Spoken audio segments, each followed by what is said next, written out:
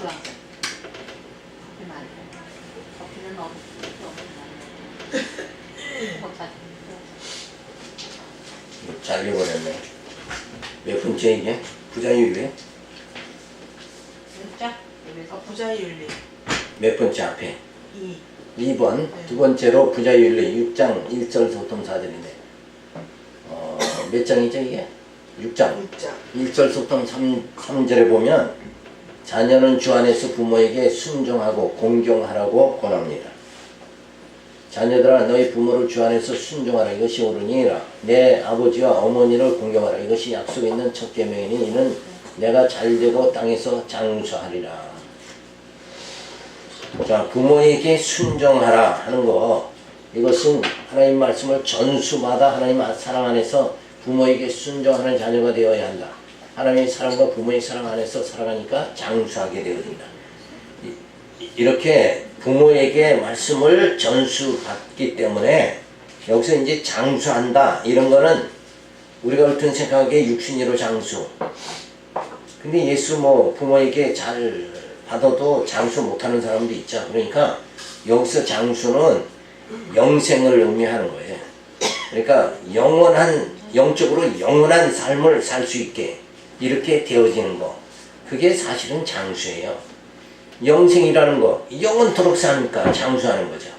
근데 그렇게 영생이 이렇게 되어지는 건 뭐예요? 부모로부터 말씀을 전수받아 되어지는 거다. 그러니까 이때 지금은 부모에게 전수도 받지만은 이렇게 교회 나와서 믿지 않는 부모도 있잖아요. 그러면 교회 나와서 말씀을 또 배우면 어때요? 전수하게 되는 거고, 그러면 영생이 이렇게 되어지는 거죠. 그래서 이때 당시에는 이렇게 과학이 발달이 안 됐으니까 부모로부터 밖에는 뭐예요? 말씀을 전해 들을 수가 없다. 이런 걸 상황을 봐서 이제 이런 말씀을 준 거죠. 그래서 하나님을 공경하는 것은 인생의 근본인 것이다. 모든 것이 주에게로 나오고 주께로 말미암고 주에게로 돌아가기 때문이다. 이걸 우리는 늘 순간순간 이걸 잊기를 잘한다 이거예요. 모든 것이 내가 뭘 해야 역사는 이루어지는 것 같이 이렇게 되는 것이 아니라 모든 게 주께로 나오고 주로 말미암고 주에게로 돌아가는 거다. 그러니까 역사의 주권자는 누구다?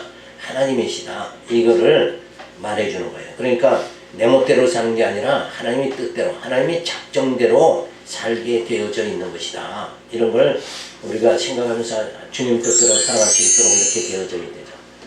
자, 그래서 유교 사상이라는 것은 부모로부터 자녀의 관계, 이거 복종의 관계죠. 그래서 신위라 하여 신의 자리에서 자녀를 다스립니다. 그러니까 이 땅에서의 부모는 하나님과 같은 그 자리에서 신권을 가지고 이렇게 가르치게 되죠. 그래서 목사도 그 하나님 자리에 올라가면 뭐라 그래요? 전권 대사다. 이렇게 한단 말이에요. 근데 사실은 하나님이 우리에게 권한을 준 게 아니라 목사에게 권한을 준 게 아니라 어때요? 말씀을 그냥 가르치는 자일 뿐인 거죠. 그리고 이제는 누가 왔어요? 성령이 왔잖아요. 성령이 왔는데 감히 그렇죠? 성령이 말씀이 이렇게 선포되면 성령이 다 깨닫게 해서 복음에 합당한 생활을 하도록 그렇게 만들어가죠. 자, 그래서 부모의 사랑이 자꾸 결여될 수밖에 없죠. 결손 과정이 나올 수밖에 없다. 왜? 부모와 자식 간이 권위로 맺어지기 때문에. 권위가 아니라 뭐예요? 사랑으로 맺어져야 된다. 자, 근데 기독교의 사상은 뭐예요? 부모와 자녀는 바로 그리스도가 부모를 사랑하고 또 그리스도께서 자녀를 사랑한 것 같이 주님의 사랑 안에서 뭐예요? 우리가 부모는 자녀를 노예케 하지 말고 말씀을 전수해 줌으로 인해서 순종하며 공경하는 그런 자세가 나오도록, 그래서 이 모든 것이 뭐예요? 부모와 자녀의 관계가 어디 안에서? 그리스도 안에서 사랑의 관계다. 이게 다른 거죠. 유교 사상은 뭐예요? 상하 복종의 관계고, 그리스도와 이 자녀 부모와의 관계는 뭐예요? 사랑의 관계다. 그러니까 부모의 사랑으로 자녀를 노릇게 하지 말고 말씀으로 전수를 하면 자녀는 뭐예요? 부모에게 순종하는 그런 공경하는 그런 모습이 나타나게 되어진다. 그래서 이것도 다 말씀 안에서의 순종의 관계가 이루어지도록 뭐가 뒷받침되어야 되느냐? 사랑이 뒷받침되어야 된다 하는 것을 말해줍니다.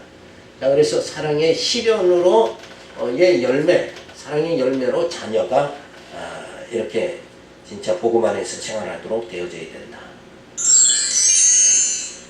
자, 6장 4절 보면 아비는 자녀를 주의 교양과 훈계로 양육하라고 권고합니다. 또 아비들아 너희 자녀를 노엽게 하지 말고 오직 주의 교양과 훈계로 양육하라. 그러니까 주의 교양과 훈계, 이거는 한마디로 말해서 뭘 말하는 거예요? 하나님의 말씀 성경을 말하는 거죠. 성경으로 훈계를 해야 된다. 그러니까 말씀으로 훈계를 해야 된다. 야, 이렇게 이게 진리다 이러고 가르쳐줘야 된다. 그래서 자녀는 노엽게 하지 말고 자신의 지식과 생각으로 교육하지 말고 주의 교양과 훈계로 양육해야 된다. 말씀으로 양육해야 된다. 그러니까 진짜 하나님이 영하시고 예수가 그리스도라는 이 성경의 핵심을 자꾸 깨닫게 하면 하나님께 순종하게 되니까 자연적으로 뭐예요? 부모에게도 순종하는 그런 모습이 나타나게 되어진다 하는 거죠. 자, 그러면서 양육의 사명을 하나님으로부터 받았으니 자기 소유 개념으로 자녀를 양육해서는 안 된다. 넌 내 자식이다 이런 개념이 아니라 하나님의 자녀다 이런 마음을 가져야 된다 하는 거죠. 자, 그래서 기독교 그 사상에는 그리스도와 부모와 자녀의 관계에서 사랑의 관계죠. 그래서 노엽게 하지 말씀을 전수하라. 주의 교양과 훈계로 양육해야 된다. 그래서 자녀는 부모에게 순종하고 공경하는 자세가 나오죠. 이것이 바로 사랑 안에서 이루어지는 열매다. 이렇게 볼 수가 있는 거예요. 근데 현대 사회 풍조는 어떤가? 가정과 개인, 이거는 육신의 정욕, 안목의 정욕, 이성의 자랑, 개인주의, 쾌락주의, 그래서 결혼을 회피하는 개인주의와 쾌락주의로 자꾸 이렇게 빠지게 되어지는 거죠. 그래서 부모는 개인은 가정이 부담스럽다, 속방에서 탈출하려고 하는 마음들이 주어질 수밖에 없다. 그래서 여기에 뭐가 빠진 거예요? 결국은 사랑이 없기 때문에 결국 자꾸 뭐예요? 이탈하려고 하는 것이다. 그래서 가정이 존폐 위기에 지금은 처해 있다 하는 것을 말해줍니다. 그래서 사회의 윤리 6장 5절을 보면 6장 5절에 종들은 상전에게 그리스도에게 하듯 할 것을 말해줍니다. 종들아 두려워하고 떨며 성실한 마음으로 육체의 상전에게 순종하기를 그리스도께 하듯 하여 눈가림만 하여 사람을 기쁘게 하는 자처럼 하지 말고 그리스도의 종들처럼 마음으로 하나님의 뜻에 향하여 단마음으로 섬기기를 주게 하듯 하고 사람에게 하듯 하지 말라. 이런 각 사람이 무슨 선을 행하든지 종이나 자유하는 자나 주에게 그대로 받을 줄을 알미니라. 상전들아 너희도 저희에게 이와 같이 하고 공갈을 그치라. 이는 저희와 너희의 상전이 하늘에 계시고 그에게는 외모로 사람을 취하는 일이 없는 줄 너희가 아느니라. 하나님께서는 어떻게 취한다? 사람의 외모, 저 사람이 사장이고 저 사람은 종어머니고 이런 관계에서 하나님은 취하시는 게 아니라 중심을 보신다. 하나님의 언약의 백성이면 하나님께서 어때요? 그를 하나님께서 취하신다. 그래 아브라함이 애굽에 내려가서 아내를 누이라고 속여도 바로왕이 막 아내를 취하려고 해도 하나님께서 사자를 보내서 바로왕을 책망하고 아브라함에게 오히려 뭐예요? 사과하게 만들고 그리고 많은 재물을 줘서 나가도록 그렇게 하는 그 모든 것이 뭐예요? 하나님의 자녀이기 때문에 하나님의 자녀는 누구 안에서?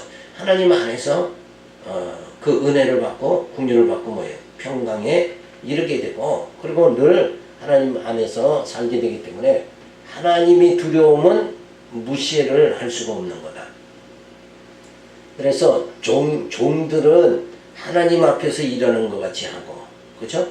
또 사장도 어때요? 사장도 주인도 하나님 앞에서 일하는 것 같이 그런 관계에서 모든 행위가 나타나야 된다. 그러니까 다만 육신의 정욕적으로 행하지 말고 하나님 앞에서 행하게 되면 무슨 관계가 돼요? 사랑의 관계가 나타나게 된다 하는 거죠. 그래서 종은 상정에 순종하기를 그리스도에게 하듯 하며 눈 가림으로 하지 말고 하나님의 뜻으로 행하라. 그러니까 하나님이 나한테 이 직장을 주셨다. 이렇게 생각하고 열심히 일해야지. 내가 저 사람한테 저 사람 밑에서 내가 일어나? 이런 안이고운 마음을 가지고 이러면 안 된다. 누가 보냈어요? 하나님이 보낸 거다. 이러고 하나님 앞에서 열심히 행하면, 열심히 일하면 사장도 뭐예요?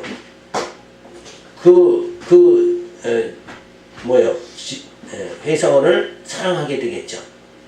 그렇게 되면 서로 사랑의 관계가 이렇게 주어질 수 있다. 그래서 상전은 종이 공갈을 그치고 진정한 상전이 하늘에 계심 없지 말고 하나님의 뜻으로 행하라. 내가 저 사람을 막 내 소유같이 막 내가 월급 주니까 넌 내 소유다. 내 맘대로 해도 된다. 이게 엄청난 잘못된 거다. 이거예요. 그죠? 그 위에는 누가? 하나님이 계시다. 이걸 우리가 잊지 말아야 된다. 그래서 이 땅에서 여러 가지 많은 사건들을 사건들이 주어지는 것 자체가 뭐예요?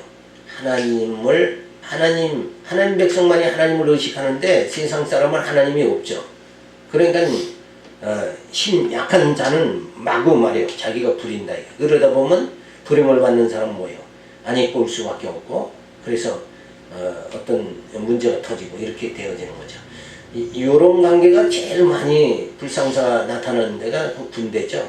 군대에서 그 윗사람이 밑에 사람을, 거기 명령 복종 관계니까 한 것도 못하고 그냥 무시당하도 이러다가 막 자살도 하고 이렇게 총기 난사도 막 나오고 이렇게 엄청난 사건들이 벌이는데, 그런 모든 인간관계는 다 뭐예요? 너하고 나의 관계로 해석을 하니까 그런 불상사가 나는 거지. 하나님 앞에서 상사도 하나님, 그 밑에 사람도 하나님 앞에서 행하다 보면 이게 다 완전히 뭐예요? 사랑의 관계로 무난하게 다 되어진다. 그런 거잖아요. 그래서 현대사회의 풍조는 사주와 사원이 있는데 이게 다 이권 관계예요. 그죠? 사주는 더 많은 이익을 얻으려고 이 사원들을 갖다가 막 노동을 착취하고 이렇게 되잖아요. 이 이권 관계이기 때문에 그렇다. 그래서 공갈, 사장은 더 많이 일하라고 공갈, 그리고 착취하고, 노동자들은 그거 안 당하려고 노동운동을 하고, 이게 오늘날 우리 사회의 현상이다. 그래서 그런데 기독교 사상은 뭔가 주님이 계시고 사주와 사원이 있죠. 그래서 외모로 취하지 하나님은 않으시죠. 그리고 사주도 하늘의 성전이심을 의식을 하고, 그래서 주님이 사원을 사랑한 것 같이 사랑하고 있으므로 사주는 사원에게 공갈치지 말아야 되죠. 그리고 사원도 하나님 앞에서 순종하는 이런 직장 생활을 하게 되어진다. 그래서 기독교 사상은 사랑의 관계고, 여기는 사주와 여기는 이권 관계고. 근데 이게 오늘날 교회도 이런 상태가 되면 안 된다. 교회 안에도 이게 이권 관계고. 그러니까 목사는 어떻게 해요? 목회 성공해야지 이걸로 치달아 버리면 성도들은 그냥 무거운 짐을 계속 짓는 거잖아요. 그러니까 교회가 그런 외형적인 곳으로 자꾸 치달아 버리니까 그게 완전히 사교가 되어질 수밖에 없는 거다. 근데 그런 관계가 아니라 목회자는 어때요? 말씀을 가르쳐 가지고 성도들이 하나님이 거할 처소가 지어져 가도록 그렇게 말씀을 가르치는 일에 전념하고, 그리고 사도 바울이 말한 대로 그냥 영원한 신랑 되신 예수님께 신부된 성도를 갖다 중매하는 이런 관계다. 아주 명확하게 사도 바울은 정리를 해주고 있어요. 그런 관계가 교회에서 이루어져야 된다. 근데 그게 아니라 어때요? 전부 그냥 다 목회 성공하고 갔다고 이권관계로인데 달아버리면 안 된다. 그런 말이죠. 그래서 주에게서 신령한 복을 받은 자가 바로 사원이죠. 하나님은 복을 받았으니까 함부로 하면 안 돼. 자, 그래서 현대 사회의 풍조는 사주와 사원이 이권관계다. 그래 공간을 착취하고 노동운동을 하고 이렇게 되었지만, 그래서 야곱의 생활은 어떤가? 라반과 야곱의 관계를 살펴보면 삼촌 라반이 야곱을 이용해서 어때? 이권을 계속 취한다. 그래서 야곱이 원하는 여인은 누구였어요? 라헬이죠. 근데 7년을 봉사하고 나서 다음에 누구 들여보내요? 레아를 들여보내요. 그래가지고 또 7년을, 그러니까 14년을 그냥 어떻게 해요? 그냥 또 그냥 착취하는 거죠. 그래서 라반이 야곱을 착취합니다. 7년을 수고하여 레아를 얻고 7년을 수고하여 라헬을 얻게, 이렇게 하면서 착취를 하죠. 그래도 야곱은 뭐예요? 순종했다. 그러면서 흰색 양은 라반의 소유로, 또 얼룩진 양은 욥이 아니라 야곱의 소유로, 이것도 안 고치나요? 야곱의 소유로 이렇게. 그래서 하나님께서 새끼를 낳으면 얼룩지게 하여 야곱을 축복해 주시는 거예요. 그러니까 아무리 라반이 야곱을 착취하려고 해도 누가 하나님께서 야곱을 축복하죠. 이러니까 이게 억지로 되는 게 아니다. 이런 하나님 안에서, 기독교 안에서는 이런 관계가 주어지니까 사장한테 좀 쏙더라도 하나님은 나를 보호해 주신다. 이런 믿음을 가지고 살아가야 된다. 자, 그러면서 6장의 마지막 결려의 내용이 주어지는데, 결론적 교훈과 부탁입니다. 성도들이 무장에 대한 교훈을 해주는 거예요. 역시 이제 마지막으로 뭐요? 너희가 말씀으로 무장 좀 했으면 좋겠다. 그죠? 우리가 이 땅에서 말씀으로 양육받고 말씀으로 무장하고 투쟁하고 승리하는 이런 생활이 가장 필요한 거예요. 이런 성도가 이런 자세를 가져야 되는데, 그런 자세를 갖기보다는 어떤 자세를 가져요? 열심히 봉사하고 연보만 해서 축복받겠다, 이런 식으로.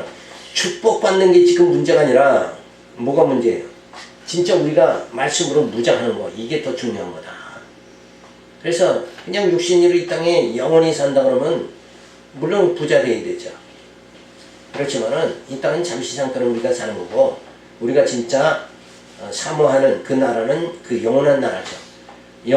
우리의 영은 다 그 나라 들어가는 거니까, 그저 이 땅의 것은 주신 거 족한 줄 알고 살아야 된다. 이러면서 마음을 딱 정돈을 해야 된다. 자, 6장 10절을 보면 성도들의 무장의 필요성과 싸움의 대상에 대해서 알려줍니다. 정말로 너희가 주 안에서 그의 힘의 능력으로 강건해지고 마귀의 괴계를 능히 대적하기 위하여 하나님의 전신갑주를 입으라. 우리의 시험은 혈과 육에 대한 것이 아니라 정사와 권세와 이 어두움의 세상 주관자도 하늘에 있는 악의 영들에게 대함이라.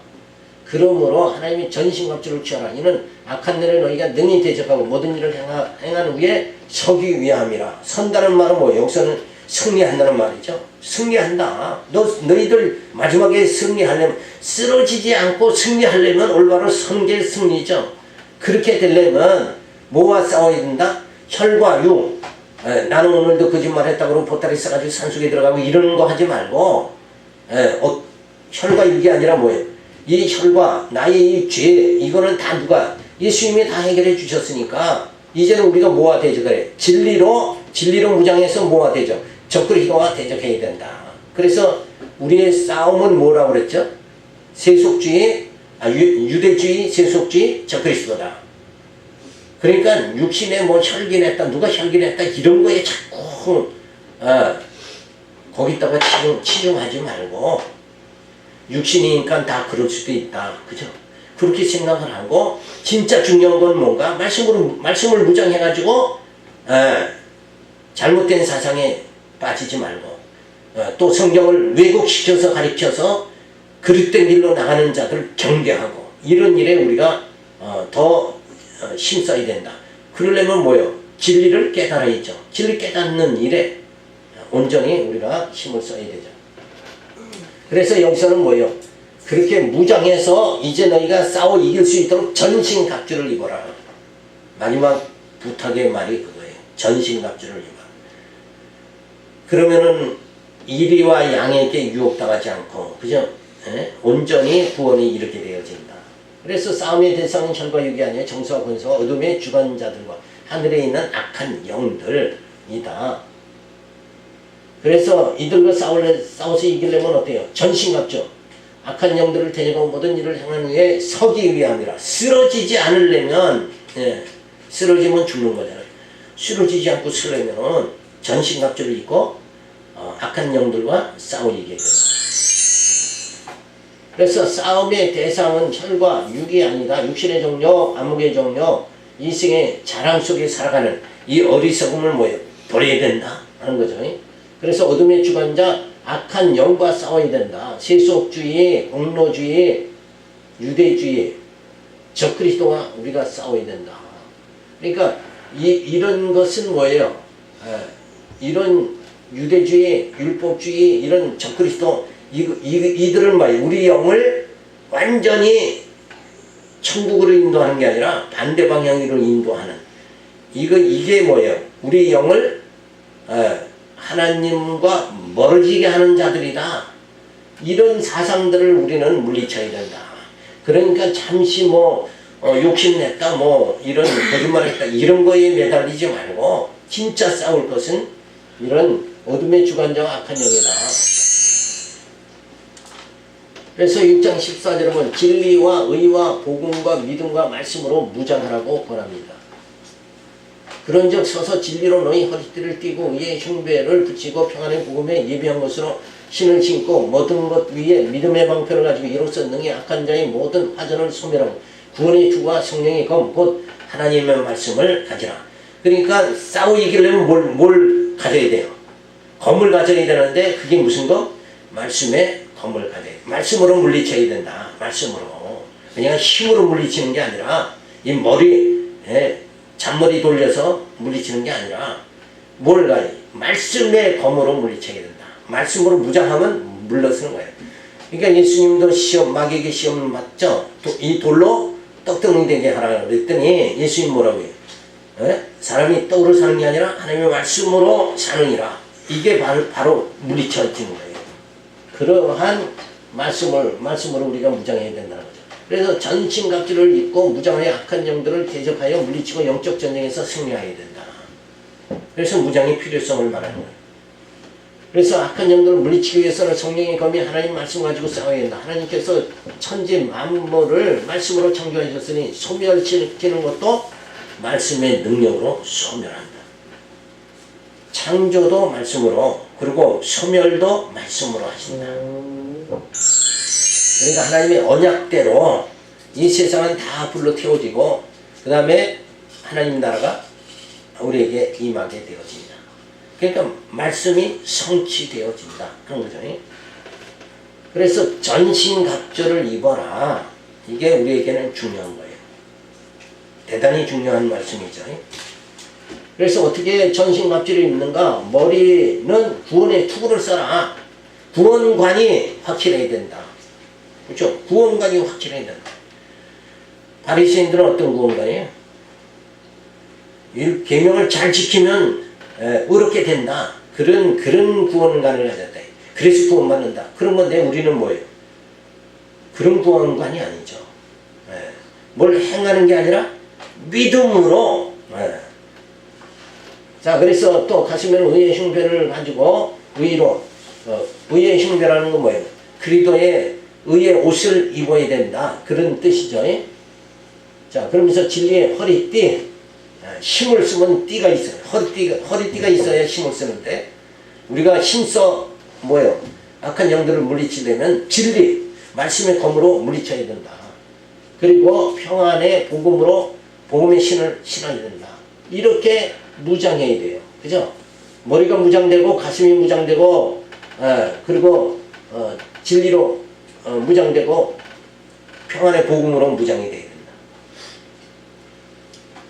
그래서 이제 방패와 칼이죠. 그래서 믿음의 방패를 가져야 된다. 그리고 검은 뭐예요? 성령의 검, 하나님의 말씀으로 물리쳐야 된다. 그래서 이제 이게 악한 영이죠. 물론 이제 이거는 그냥 이럴 것이다 하고 대략 적은 거고, 자, 이 악한 영은 이 어둠의 영이죠. 그 어둠의 영과 대적하려면 무장해야 된다 하는 말씀이죠. 자, 그러면서 6장 18절에서 20절에 보면 기도에 대한 구체적인 방법과 그 대상을 지시하고 바울 자신을 위한 기도를 부탁을 합니다. 모든 기도와 간구로 하되 무시로 성령 안에서 기도하고 이를 위하여 깨어 구하기를 항상 입으며 여러 성도를 위하여 구하고 또 나를 위하여 구할 것은 내게 말씀을 주사 나로 입을 벌려 복음의 비밀을 담대히 알게 하옵소서 할 것이니 이 일을 위하여 내가 사슬에 매인 사신이 된 것은 나로 이 일에 당연히 할 말을 담대하게 하려 하십니다. 자, 여기서 당연히 할 말, 이것이 뭐냐 하면 사도 바울은 내가 당연히 할 말을 하기 위해서 하나님께서 나를 사도로 세우셨다. 그러면 이 당연한 말은 뭐예요? 복음이죠. 복음의 비밀을 담대하게 말하기 위해서 나를 사도로 세운 거 아니냐. 그러니까 목회자는 뭐만 하면 돼요? 성경만 가르치면 된다.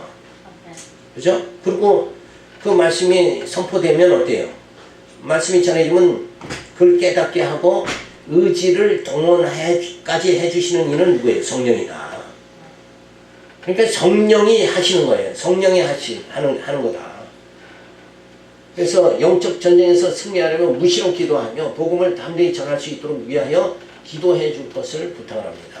이게 말씀으로 뭐예요? 이게 영적 전쟁에서 이겨야 되니까 그 복음을 바르게 잘 전할 수 있도록 이렇게 되어져야 되는 거죠. 그러니까 이 영적 전쟁에서 승리하려면 우리가 이 성경 신학을 올바로 깨달아서, 그죠? 하나님 여호와 예수가 그리스도라는 이 말씀으로 무장이 되어져야 영적 전쟁에서 승리한다. 그래서 쇠사슬에 매인 사신이 된 것과 같이 담대함으로 복음을 전해야 된다.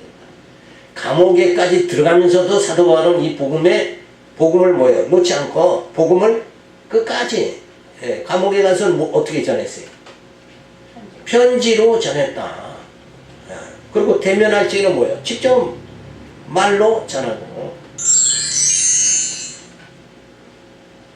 그래서 복음 전도자는 복음의 비밀을 담대히 전해야 된다. 이 일만 하면 되는 거예요. 자, 쇠사슬의 메인 사신이 될지라도 뭐예요? 복음의 비밀만은 담대히 전해야 된다. 그러기 위해서 기도를 부탁을 하는 거예요. 그래서 비진리 이권에 매여서 복음을 전하는 자가 되면 안 된다. 그것은 결국은 뭐예요? 육신의 자기 안위를 추구하는 거 아니냐. 그러니까 복음으로 인해서 뭐예요? 자기 이권을 취하면서 뭐예요? 자기 삶을 성공하기 위해서 복음을 전하는 자, 이런 자가 돼서는 안 된다. 그죠? 이렇게 어떤 이권에 의해서 복음을 전하는 자가 아니라 진짜 감옥에 갈지라도 어때요? 복음을 담대히 전하는 자가 되어야 돼요.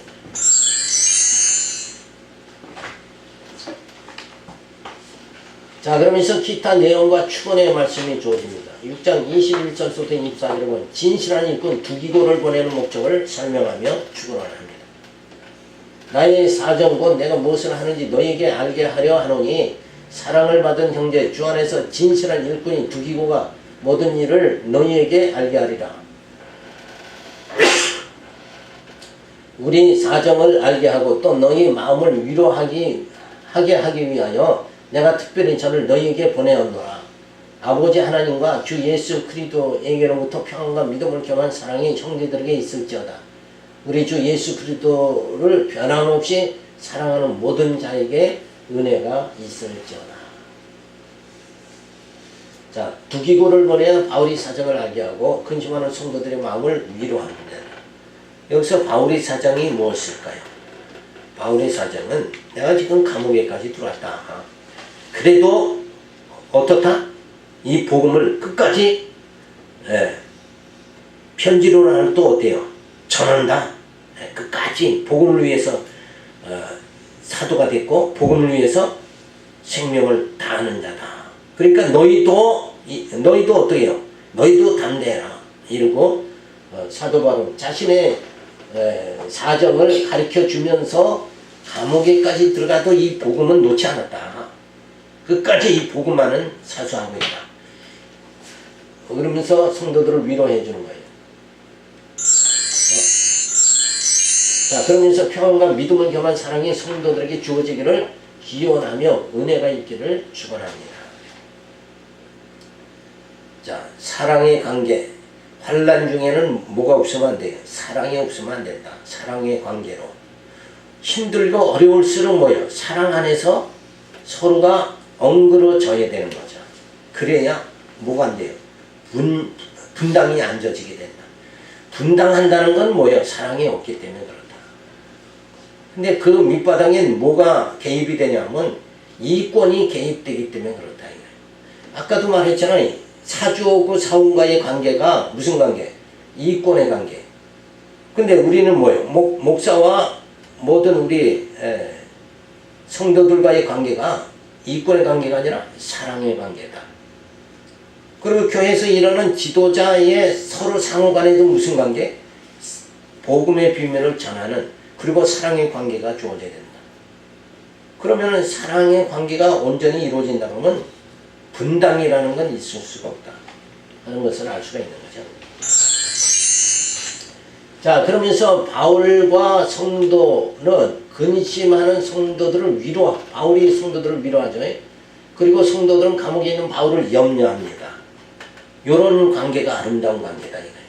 서로 위로하고 지도자는 성도를 위로하고 성도들은 복음 때문에 감옥에 갇힌 사도 바울을 어떻게 해요?